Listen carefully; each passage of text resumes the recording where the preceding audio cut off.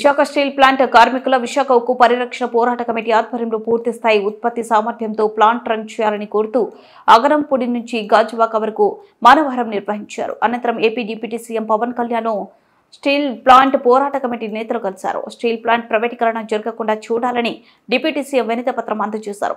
అలాగే steel plant నిధుల కోసం కేంద్రంపై ఒత్తిడి తేవాలని కార్మిక సంఘాల నేతలు కోరారు. ఈ సందర్భంగా డిప్యూటీ సీఎం పవన్ కళ్యాణ్ కార్మిక నేతలకు కీలక సూచనలు చేశారు.